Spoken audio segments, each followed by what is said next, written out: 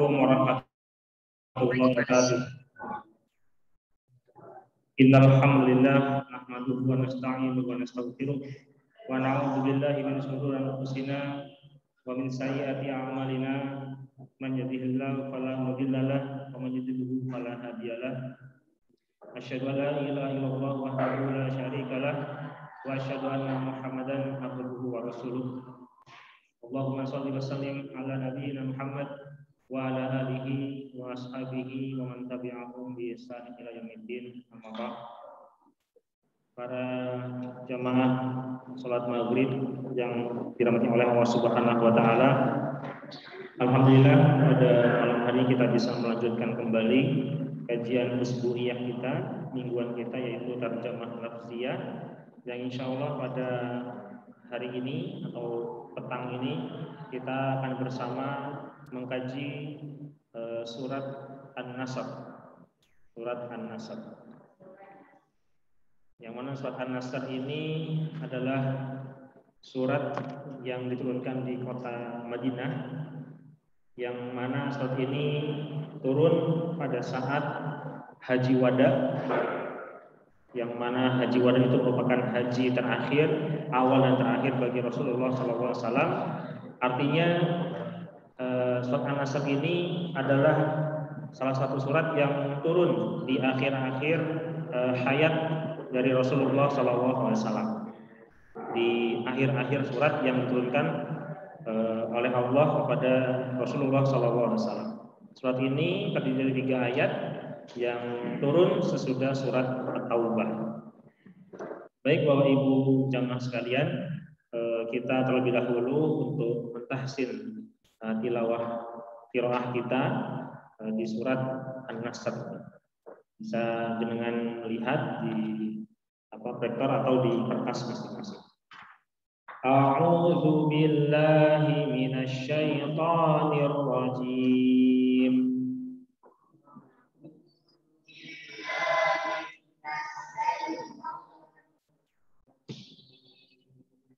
Bismillahirrahmanirrahim.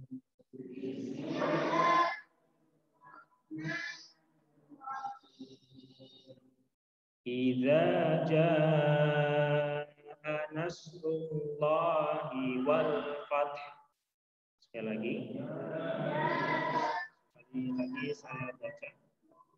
Idza jaa nasrullahi wal fath. 1 2 3.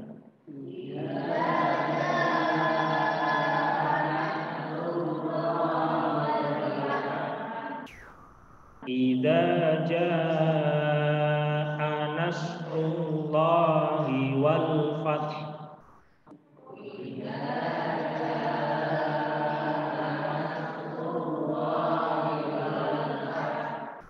Jadi kita lihat di akhir dari ayat 1 ini terdapat ta yang disukunkan, kemudian ada ha yang mana di akhir ayat kita sukunkan. Wal fath. Jadi wal fath kita tahan, kemudian haknya itu lewat saja. Wal fath. Ya, kalau diperlihat jelas itu wal fath. Wal fath. Tapi e-nya kita hapus. Wal fath. Ya, wal fath. Jadi lewat, haknya lewat, mati. Sekali lagi. Idza jaa nasrullahi wal fath. 1 2 3.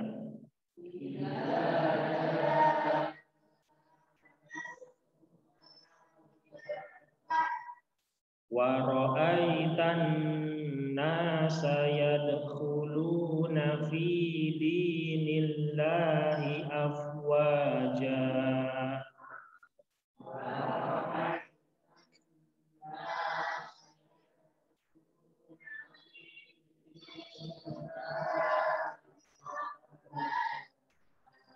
Baik, kita lihat di sini ayat kedua, wa ra'aitanna. Di sini ada hukum gunnah, maka kita tahan 2 harokat. Wa ra'aitanna sayadkhuluna fi dinil fillahi afwaja. 1, 2, 3.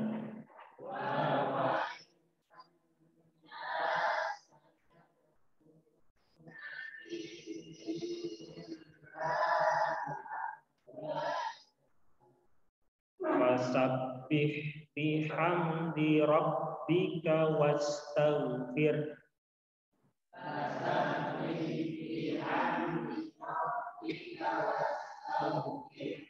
Kita lihat di sini potongan ayat dari ayat ketiga. Situ ada tanda waqaf jaiz, artinya boleh berhenti, boleh tidak. Maka kita berhentikan saja karena uzur nafas kita pendek. Fasabbih, haknya jelas, hak. Fasabbih bihamdi rabbika wastaghfir. Ditahan, ya, bukan wastag, tapi wastag, dilewatkan, ya, ditahan. Wastaghfir, ya, seperti tadi halnya di ayat pertama, ya, ini ada roh mati, kemudian hak besarnya kita matikan. Sekali lagi, fasabbih bihamdi rabbika wastaghfir. 1, 2, 3.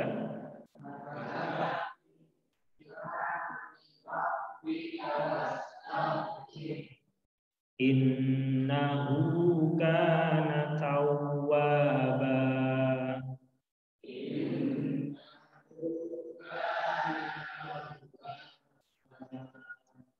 Sini kita lihat ada nun bertasdid. Ya, apabila ada nun bertasdid atau mim bertasdid, maka kita sebut dengan hukumnya gunnah. Artinya kita tahan 2 harokat. Kemudian sama seperti di ayat kedua, ya, di akhirnya itu terdapat fathatain. Ini juga ada fathatainnya, ya, ada fathatainnya. Maka kita baca hidup, ya, afwaja, tawwaba, disebut dengan mad badal. Ya, kita baca di akhir dari ayat atau kita wakafkan di pertengahan ayat yang mana ada fathatain, maka kita baca lengkap afwaja, bukan afwaj, tapi kita bacanya lengkap, afwaja, tawwaba. Baik, Bapak Ibu sekalian, kita lanjutkan kembali ke kajian kita di terjemah lafziyah, yaitu perkata di ayat yang pertama di surat An-Nasr. Idza, ya, ada idza. Idza dalam artian bahasa Arab bisa diartikan sebagai ketika atau apabila atau pada saat itu, bisa. Jadi Allah berusaha menjelaskan atau menceritakan kejadian saat terjadinya Fathul Makkah. Jadi idza, pada saat itu, ketika jaa. Jaa ini adalah kata kerja dari kata jaa yaji'u, artinya datang atau tiba. Jaa, datang atau tiba, ya. Ketika datang, apa yang datang? Nasrullahi, nasrullah menjadi satu rangkaian kata. Nasrun, kalau kita pisahkan, nasrun berarti pertolongan atau bantuan atau kemudahan. Nasrullahi berarti pertolongan milik Allah. Nasrullahi berarti kalau kita mengenal nama orang bernama Nasrullah, berarti itu adalah artinya pertolongan Allah. Nasrullah itu adalah pertolongan Allah. Ketika datang kepada kalian atau kepada kaum mukmin, Nasrullah, pertolongan Allah, wal fath, ya, wal fath artinya kemenangan, al-fathu, Fathul Mekah, jadi kemenangan kota Mekah. Kemenangan atau dibukakan. Dalam hal ini kalau kita artikan secara literatur, fathun itu artinya dibuka. Ya, dalam hal ini adalah kemenangan atau menang, suatu peristiwa yang mana kaum mukmin menang di saat melawan kaum Quraisy. Jadi Fathul Mekah, wal fath, dan kemenangan. Jadi ini Allah berfirman menjelaskan pada saat itu tatkala atau ketika datang pertolongan Allah dan kepada kaum mukmin itu ada kemenangan ketika Fathul Mekah. Wa ra'aitan nasa, di dalam ayat kedua wa, dan demikian juga dan wa ra'aita.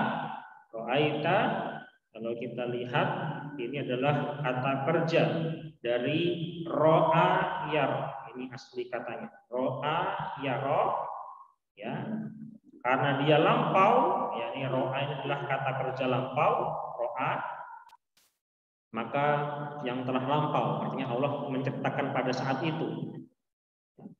Ro'aita di sini ada subjeknya. Subjeknya ada tanya di sini adalah kamu melihat atau kamu telah melihat. Wa ra'aitan nasa. Nah, ini objeknya. Tadi ini subjeknya. Subjeknya itu adalah kamu melihat. An-nasa ini adalah objeknya. Ada predikat, subjek, predikat, objek. Nah, objeknya dari kata kerja melihat ini adalah melihat apa? Kamu melihat apa? Melihat manusia. Manusia-manusia, an-nas, lebih daripada dua artinya, ya, banyak. An-nas, manusia-manusia, yadkhuluna. Yadkhuluna, ya, berawal dari dakhala yadkhulu. Dakhala yadkhulu. Kemudian ditambah waw dan nun yang berarti adalah milik kalian atau mereka. Jadi an-nasa dalam artian ini adalah dia atau mereka, pihak ketiga, mereka. Kalau yadkhulu saja tanpa ada waw dan nun maka diartikan dia laki-laki. Tapi kalau yadkhuluna ini diartikan objeknya adalah banyak. An-nas tadi ini banyak. Nah, jadi kalau kita artikan wa ra'aitan nasa yadkhuluna, dan tatkala kamu melihat manusia-manusia atau kaum mukminin itu, manusia itu yadkhuluna, masuki, mereka memasuki fi, ke dalam, atau di, ya, ke dalam dini, berawal dari kata dinun, dinul Islam, agama. Ya, dinun berarti agama, fi dinillahi, ini menjadi satu rangkaian kalimat, ya. Dinillahi artinya agama Allah. Jadi kamu melihat banyak manusia yang masuk ke dalam agama Allah afwajan. Kalau kita lihat di sini akhirnya ada fathatain yang berarti menceritakan sifatnya. Bagaimana mereka masuk ke dalam agama Allah secara afwajun. Afwaj yaitu bersama-sama, bersatu, berbondong-bondong, beramai-ramai. Itu namanya afwajun. Kalau afwajan berarti secara bersama-sama atau berbondong-bondong. Jadi serempak atau banyak sekali yang masuk agama Islam tatkala setelah pasca Fathul Mekah. Lanjut di ayat ketiga, fasabbih, fa, maka, ini adalah perintah Allah, ya, perintah Allah dimulai dengan seperti ini, fa, maka dari itu, ya, sabbih, ini adalah kata perintah. Sabbih berasal dari kata sabbaha yusabbihu, tasbih. Nah, bertasbih berarti apa? Memuji, memuji atau bertasbih, menyebut nama Allah, itu disebut dengan tasbih. Fasabbih, maka kamu harus bertasbih atau bertasbihlah. Bihamdi rabbika. Bi artinya dengan. Bi dengan hamdi. Hamdi artinya hamdun. Hamdi berasal dari kata hamdun. Hamdun kalau kita tahu hamdalah. Hamdun, alhamdulillah berarti dengan pujian atau sanjungan. Jadi kita diperintah oleh Allah Subhanahu wa taala untuk bertasbih dengan memuji Rabbika. Rabbun, ya, kita sudah belajar kemarin, kita sudah mengkaji di surat An-Nas, ya. Rabbin Nas, Rabbun itu adalah Tuhan kalian, Tuhanmu. Di Rabbika, kain adalah kamu, Rabbun adalah Tuhan, ka adalah artinya adalah kamu atau kalian, wastaghfirhu. Wastaghfirhu. Ini yang perintah yang kedua. Perintah yang pertama tadi kita disuruh untuk bertasbih. Ya, perintah pertama. Kemudian perintah kedua kita disuruh untuk istighfar. Wastaghfirhu. Istaghfara yastaghfiru. Istaghfara artinya memohon ampun. Istighfar, istighfar, memohon ampun. Hu ini kembali kepada siapa? Kepada Allah, ya, kepada Rabb-nya tadi, kembali kepada Rabb. Wastaghfirhu, dan kamu mohon ampunlah kepadanya. Nya di sini adalah Rabb maksudnya, yaitu Allah. Jadi di ayat ketiga kita ada perintah oleh Allah Subhanahu wa taala untuk bertasbih, memuji Allah, Rabbika wastaghfir, dan memohon ampun. Selanjutnya di ayat ketiga yang terakhir, penggalan terakhir, innahu kana tawwab. Inilah sifat Allah. Innahu, sesungguhnya, sesungguhnya, innahu, sesungguhnya Allah. Hu ini kembali kepada Allah. Sesungguhnya dia, ini adalah artinya dia, sesungguhnya dia adalah Allah. Karena, kalau karena ini dalam artian yang banyak sekali maknanya, karena. Tapi dalam hal ini yaitu memperjelas sifat atau keadaan suatu benda atau suatu makhluk, ya, yaitu Allah di sini. Innahu kana artinya sesungguhnya dialah Allah, kana tawwab. Tawwab artinya maha pengampun. Inilah sifat, salah satu sifat Allah Subhanahu wa taala, yaitu maha pengampun atau maha penerima taubat. Jadi tadi di ayat pertama Allah menjelaskan peristiwa yang mana Allah telah menolong kaum mukmin dan membuka Fathul Mekah tadi, dan Allah juga memperlihatkan sehingga kita dapat melihat bahwasanya kaum mukminin atau an-nas, manusia itu berbondong-bondong untuk masuk ke dalam agama Allah.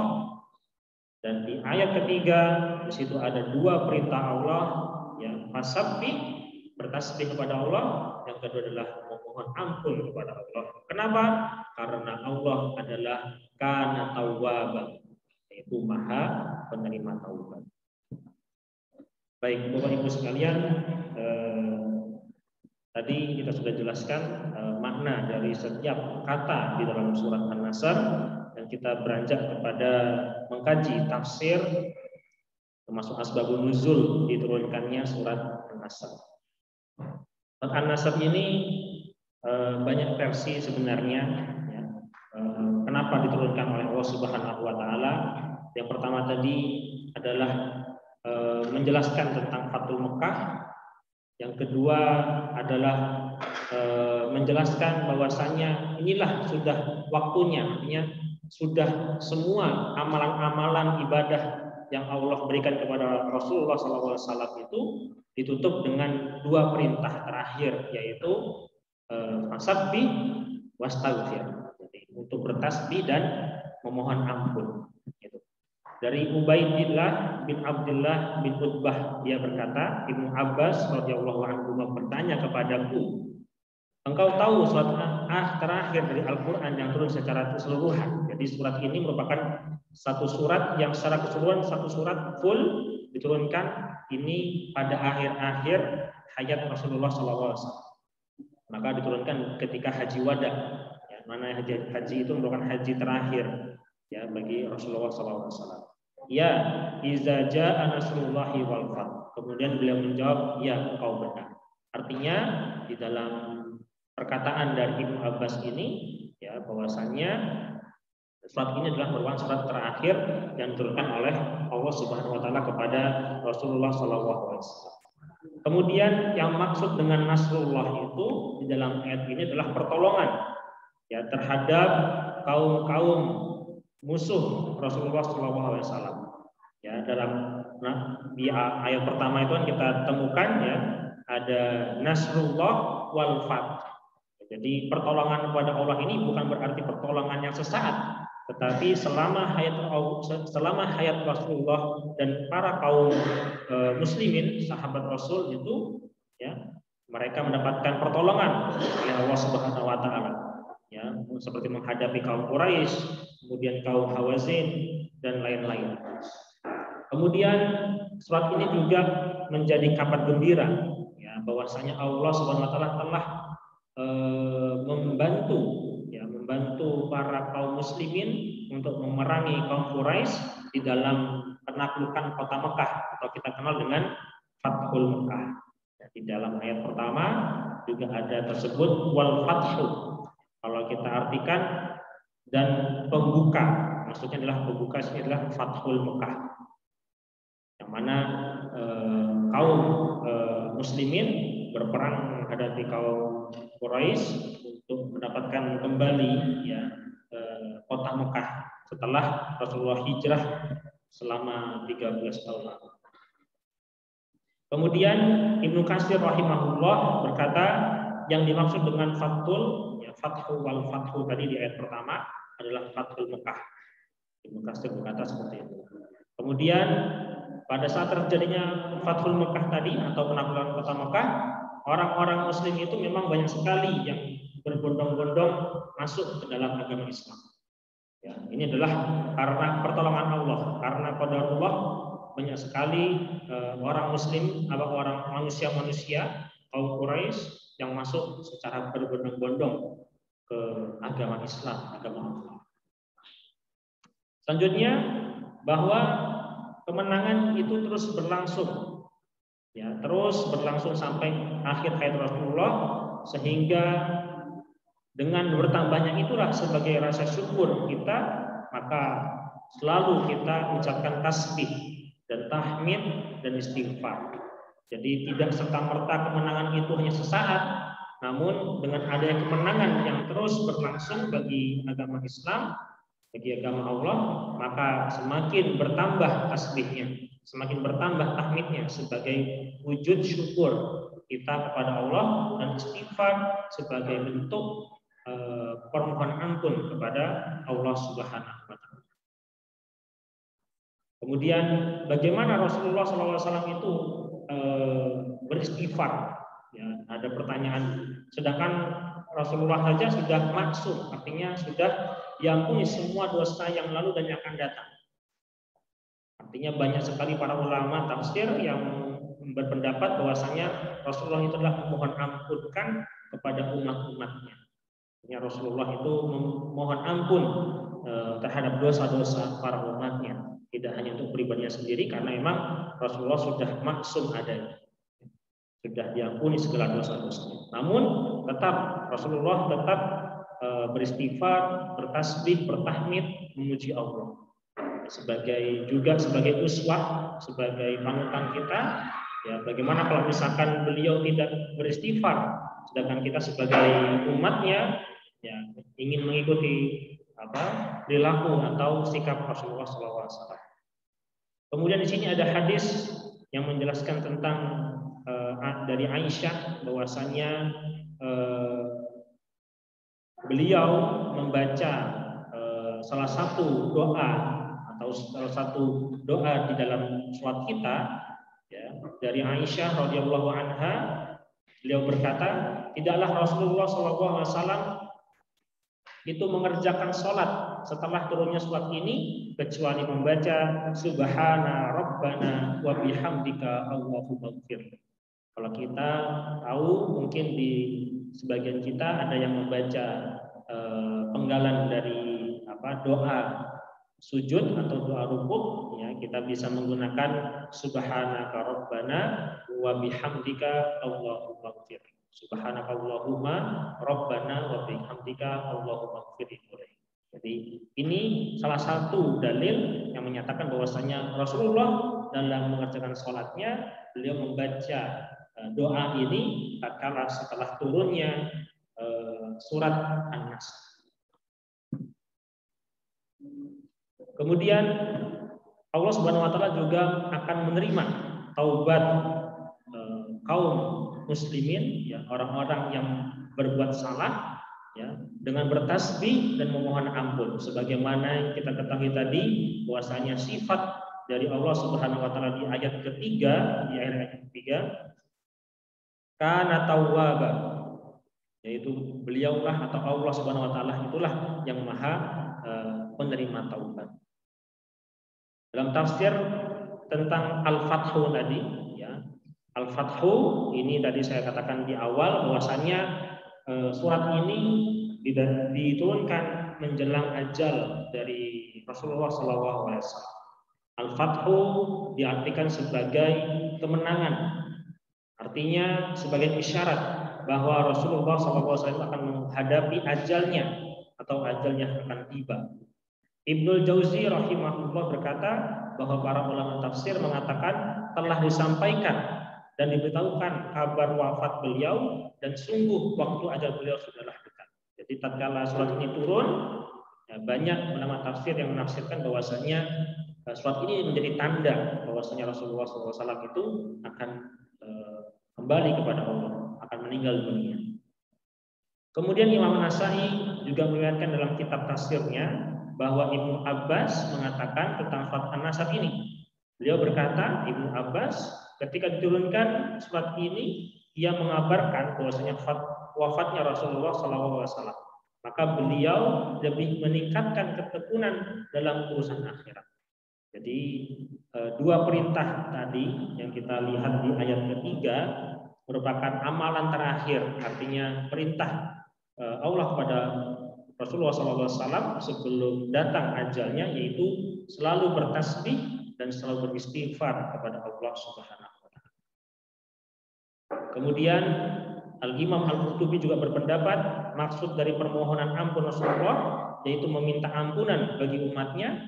Yang kedua, istighfarnya merupakan ibadah yang harus dikerjakan, bukan hanya untuk memohon ampunan saja, akan tetapi sebagai ta'abbud atau suatu ibadah, maka kita dianjurkan untuk selalu beristighfar, apalagi di waktu-waktu yang mustajab, untuk dapat kita selalu beristighfar. Yang ketiga adalah untuk mengingatkan umat beliau agar jangan sampai merasa aman daripada dosa sehingga dia meninggalkan istighfar. Artinya dengan adanya istighfar itu kita merasa bahwasanya dosa kita sangatlah banyak. Namun kalau misalkan kita tidak membaca atau jarang sekali membaca istighfar, maka kita bagaikan merasa aman, sudah tidak ada dosa lagi, buat apa istighfar? Maka perintah Allah Subhanahu wa taala ini yang kita sama-sama menjalankannya sebagai bentuk kita mengetahui akan dosa-dosa kita yang telah lalu. Allah Subhanahu wa taala juga berfirman, ini yang berkaitan dengan surat An-Nasr. Surat ini ada kaitannya dengan surat An-Nasr. A'udzubillahi minasyaitonir rajim wa inni laghafurun liman taba wa amana wa amila sholihan tsumahtada. Yang sesungguhnya aku Maha Pengampun bagi orang-orang yang bertaubat, beriman, beramal soleh, kemudian tetap di jalan yang benar. Artinya, kalau kita lihat di dalam surat At-Thaha ayat 84, Allah akan mengampuni dosa-dosa kita apabila kita kita bertaubat. Selagi kita memiliki dosa yang banyak, yang mungkin kita tidak bisa menghitungnya sejak lalu, ya, dari mulai kita kecil sampai sekarang, tentu kita masih banyak sekali dosa-dosa, maka Allah itu akan mengampuni semua dosa itu apabila orang itu bertaubat. Yang kedua, orang itu beriman. Sudah bertaubat tapi tidak beriman, sama saja. Ada bertaubat kemudian beriman. Yang ketiga, beramal soleh. Artinya untuk menutupi lubang-lubang dosa kita, maka kita ganti dengan amal-amal soleh untuk menambah pahala-pahala kita di kemudian hari. Yang terakhir, kemudian dia tetap istiqomah di jalan yang benar, summah tada, artinya berada pada jalan yang benar, tidak melenceng lagi, tidak keluar dari jalan yang benar.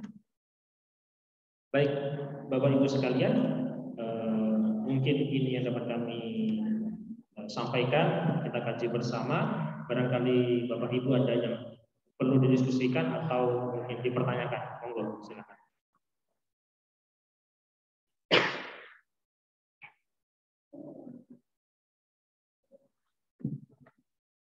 Ini saya sengaja untuk menayangkan rektornya ini menggunakan Zoom. Ini menggunakan Zoom karena saya sedang merekam sebenarnya ya. Jadi saya rekam dan insya Allah akan saya upload di channel YouTube Kiai Haji Ahmad Dahlan. Kalau kita menggunakan live streaming tidak terlihat apa yang ada dalam proyektornya, sehingga inisiatif saya adalah merekam suara termasuk apa yang ada dalam layar laptop ini, sehingga nanti insya Allah bisa menyusul untuk diupload ke channel YouTube. Baik Bapak Ibu sekalian, ada pertanyaan? Jika tidak ada, mungkin kita tutup kajian kita pada malam hari ini dengan bersama membaca Alhamdulillahirabbil alamin, subhanakallahumma bihamdika, asyhadu an la ilaha illa anta, astaghfiruka wa atubu ilaik. Wabillahi taufiq wal hidayah. Wassalamualaikum warahmatullahi wabarakatuh.